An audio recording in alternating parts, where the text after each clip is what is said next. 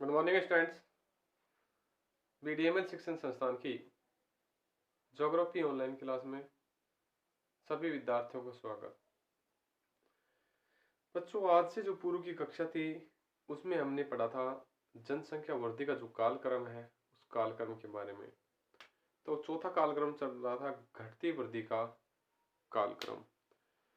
तो कालक्रम की बात हो रही थी। इससे पहले हमने जनसंख्या वृद्धि की स्थितियों को जाना था। इस कालक्रम के बाद जनसंख्या वितरण को जानेंगे। तो टॉपिक रहेगा अपना जनसंख्या वितरण। जनसंख्या घनत्व का वितरण। कालक्रम का एक छोटा सा टॉपिक बच रहा है घटती हुई जनसंख्या कालक्रम 1981 से आगे का जो वर्तमान तक का 2011 तक का काल है उस काल की हम इसमें बात करने वाले हैं।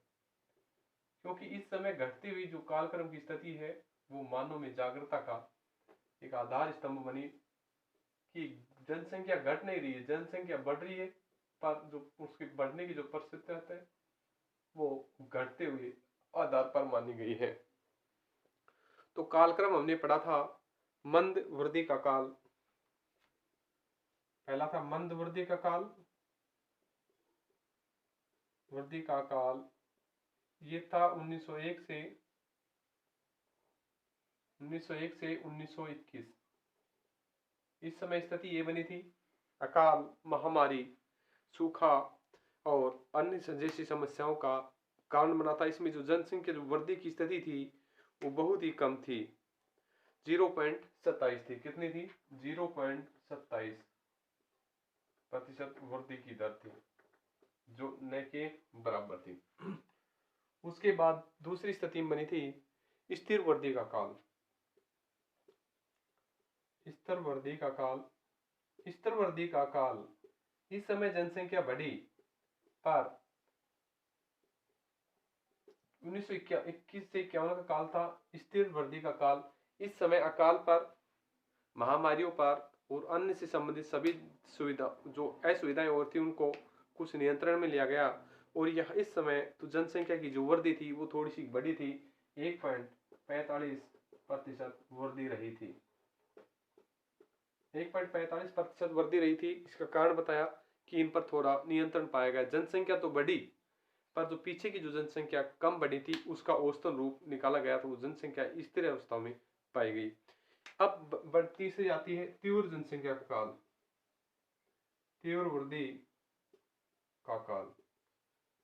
तीव्र वृद्धि का जो काल है वो 1951 से 1981 के मध्य का काल है। इसमें जो जनसंख्या जो बढ़ने की जो स्थिति है वो 2.2 थी। कितनी थी? 2.2% वृद्धि रही। इस समय स्थिति ये बनी कि एक जनांकी विभाजक वर्ष हुआ। इसे 1951 को द्वितीय जनांकी विभाजक कहा, क्योंकि इस समय थोड़ी जनसंख्या बढ़ी थी। और उसमें 1921 को भारत का जनांकी विभाजक कहा। 1921 को भारत का जनांकी विभाजक कहा, क्योंकि इस समय थोड़ी जनसंख्या बढ़ी थी, इस समय जनसंख्या बढ़ी थी। अब बात होती है चौथी घटती वृद्धि का काल।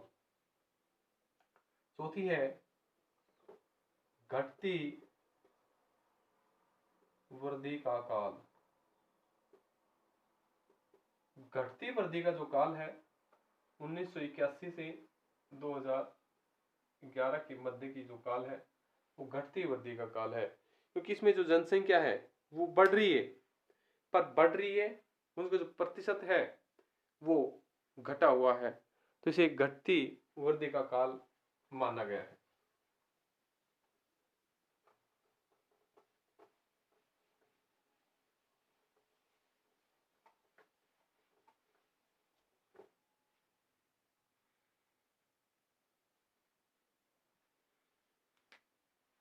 सन 1981 में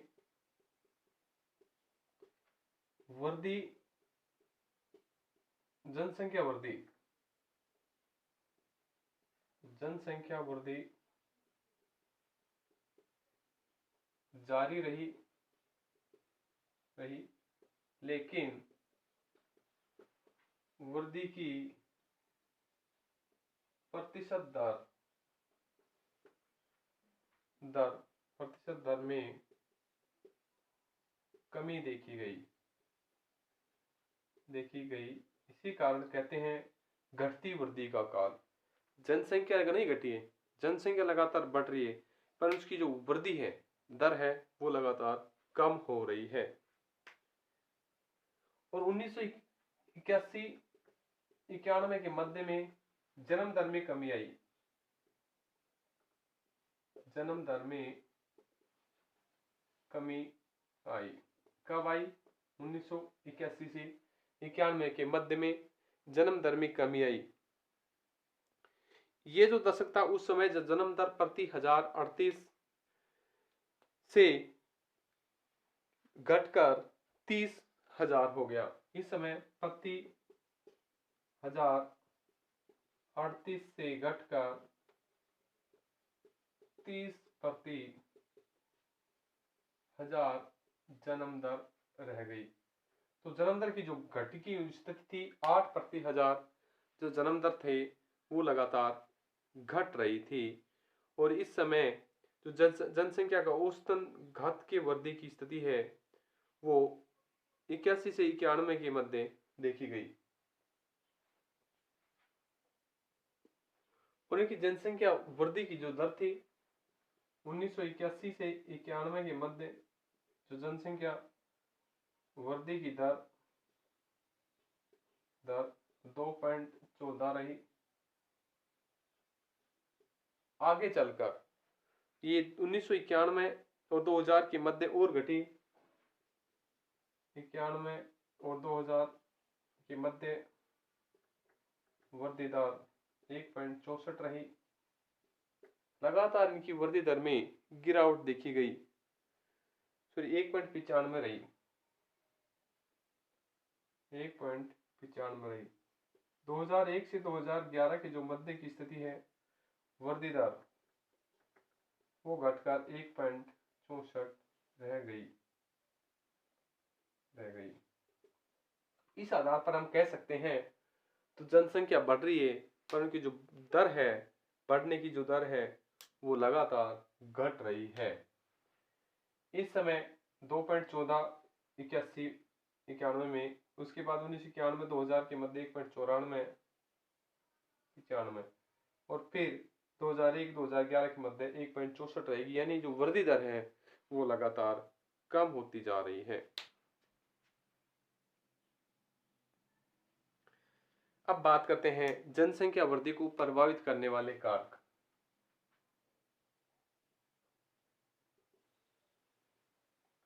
जनसंख्या वृद्धि को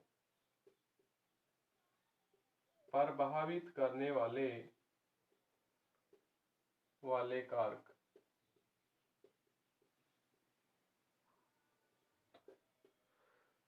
जनसंख्या वृद्धि को प्रभावित करने वाले कारक अशिक्षा है, जलवायु है, बाल विवाह है, रूढ़िवादिता है, उत्तम स्वास्थ्य की कमी है, मृत्यु दर में कमी का प्रमुख कारण रहा, संयुक्त परिवार है, मनोरंजन के साधनों का अभाव आदि के कारण जनसंख्या लगातार बढ़ रही है। अशिक्षा पहला कारण है, अशिक्षा।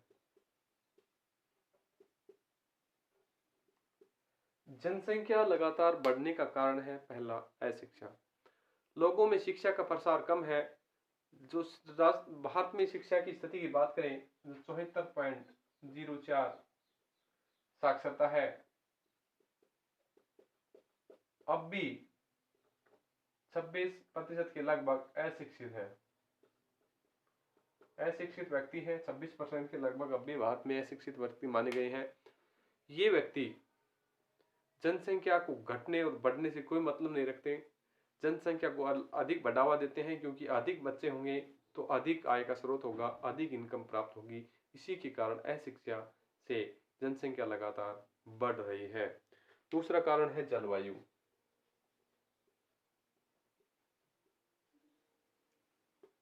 व्यक्ति अपनी कठोर जलवायु में अपना जीवन व्यतीत करता है, तो वो किसी न किसी इधर उधर के रोजगार न तलाश कर एक अपना आजीविका का साधन ही ढूंढता है, और आजीविका के साधन में वो सोचता है कि अधिक व्यक्ति होंगे तो हम आय का स्रोत अधिक प्राप्त करेंगे, अगर कम होंगे तो कम प्राप्त करेंगे। इसी कारण उन क्षेत्रों में भी जनसंख्या का जमाव अधिक पाया जाता है, जनसंख्या वृद्धि अधिक पाई जा रही है। तीसरा है बाल विवाह।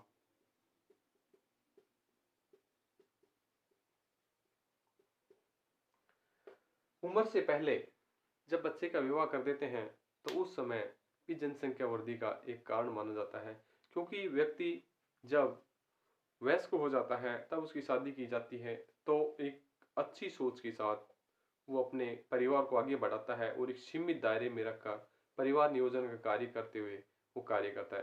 पर कम उम्र में जब शादी कर दी जाती है, 12-13 साल की लड़कियों की शादी कर दी जाती है, 14-15 साल के लड़कों की शादी की जाती है, तो ये जो उम्र का जो गैप है, इस उम्र के गैप में जनसंख्या बढ़ जाती है।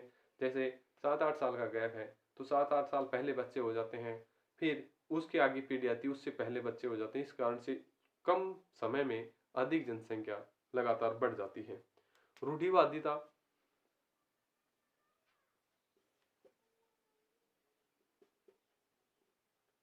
रूढ़िवादिता एक ऐसी रूढ़िवादिता परंपरा है कि व्यक्ति एक ऐसी स्थिति में जीवन यापन करता है कि पुरानी परंपरा समझता है, कम से कम 4-5 बच्चे हों तभी व्यक्ति का जीवन अच्छी तरीके से व्यतीत होता है, नहीं तो बड़ा मुश्किल हो जाता है।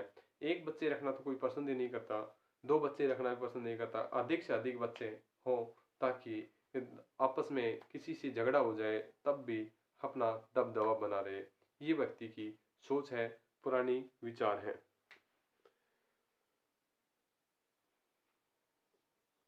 एक उत्तम स्वास्थ्य सेवाएं।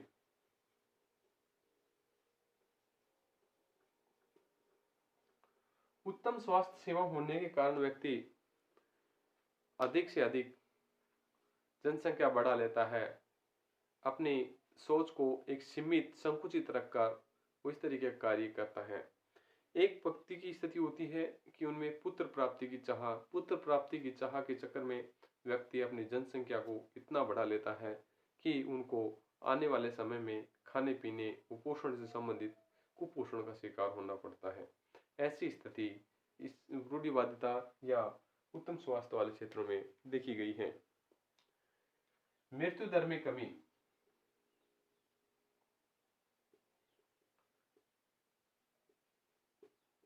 मृत्यु दर में कमी होने के कारण भी जनसंख्या का जो बढ़ने की स्थिति है वो लगातार बढ़ रही। पहले स्थिति ये थी कि कुछ हजार बच्चे पैदा हो रहे हैं, उसमें से कुछ परसेंट बच्चे जन्म के समय मृत हो जाते थे, पर स्वास्थ्य सुविधाएं होने के कारण मृत्यु दर में गिरावट आ रही। जैसे ही मृत्यु दर में गिरावट आ रही, जन्म दर लगातार बढ़ रही है। जनसंख्या गुणांक के आधार पर लगातार आगे की ओर बढ़ रही है। व्यक्ति एक व्यक्ति है, 3-4 बच्चे हो गए, उसके 3-4 बच्चों से फैमिली आगे बढ़ती जाती है, तो मृत्यु दर की कमी के कारण भी जनसंख्या लगातार बढ़ रही है। संयुक्त परिवार। संयुक्त परिवार जब व्यक्ति एक संयुक्त परिवार में होता है, ज्वाइंट फैमिली में होता है, तो बच्चे पैदा करना बोझ नहीं समझता है, क्योंकि अगर व्यक्ति एक एकांकी परिवार में होगा तो उसके ऊपर दबाव पड़ेगा तो महसूस होगा कि अधिक बच्चे होंगे तो अधिक खर्चा होगा, कम बच्चे होंगे तो कम खर्चा होगा। इसके चक्कर में आकर संयुक्त परिवार में रहते हुए व्यक्ति जनसंख्या को बढ़ाता रहता है, क्योंकि उनके ऊपर अलग से कोई प्रेशर होता नहीं है। संयुक्त परिवार में ही, फैमिली में रहकर बच्चे बढ़ जाते हैं, पल जाते हैं, उससे अलग कोई दबाव प्रेशर नहीं बढ़ पाता है। अगली स्थिति मनोरंजन के साधनों का अभाव।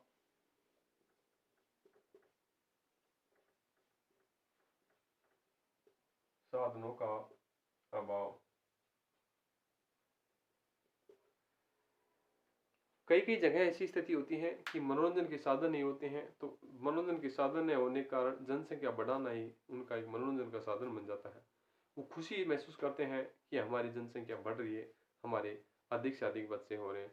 ये नहीं सोचते कि उन्हें को आगे चलकर क्या स्थिति होगी। अगर मनोरंजन के साधन हो तो उसकी वहां से रुचि हटकर उस क्षेत्र में बढ़ जाती है, और वहां अलग अलग ऐसी टिप्स दी जाए ताकि उनको ज्ञान हो कि ऐसी स्थिति में अधिक जनसंख्या सीमित रखना है। अधिक जनसंख्या हानिकारक होती है, सीमित जनसंख्या विकास का एक चहुमुखी विकास हो सकता है।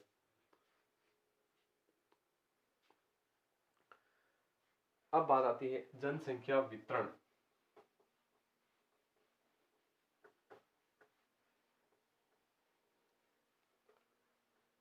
जनसंख्या वितरण एवं घनत्व।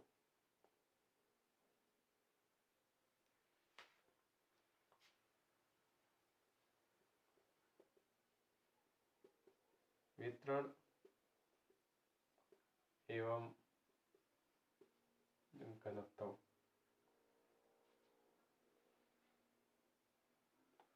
जनसंख्या घनत्व को प्रभावित करने वाले कारक कह सकते हैं।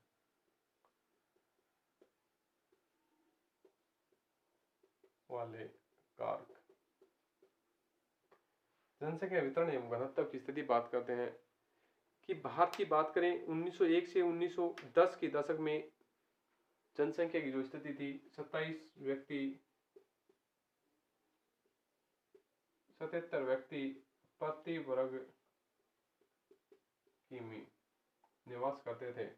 1901 से 1910 के मध्य में जनसंख्या का जो वितरण की घनत्व की स्थिति थी 77 व्यक्ति प्रति वर्ग किमी निवास करते थे, जो वर्तमान बढ़कर 2001 में ये स्थिति हो गई। ये स्थिति 324 व्यक्ति प्रति वर्ग किमी हो गई और 2011 में यह बढ़कर 382 व्यक्ति प्रति वर्ग किमी हो गई। ये थी जनसंख्या स्थिति, जनसंख्या बढ़ने के कारण। इसमें स्थिति ये है सर्वाधिक जो घनत्व, सर्वाधिक जनसंख्या घनत्व और सबसे कम जनसंख्या घनत्व। सर्वाधिक जनसंख्या घनत्व दिल्ली है और सबसे कम जनसंख्या घनत्व अरुणाचल प्रदेश है। अरुणाचल प्रदेश में 17 व्यक्ति प्रति वर्ग किमी निवास करते हैं और दिल्ली में 11,297 व्यक्ति प्रति वर्ग किमी निवास करते हैं। तो ये जनसंख्या घनत्व के असमान वितरण को दर्शाते हैं कि किस क्षेत्र में अधिक जनसंख्या है, किस क्षेत्र में कम है। एक अनुमान लगाएं तो कहीं तो 17 व्यक्ति प्रति वर्ग किलोमीटर है और कहीं 11,297 व्यक्ति प्रति वर्ग किलोमीटर है।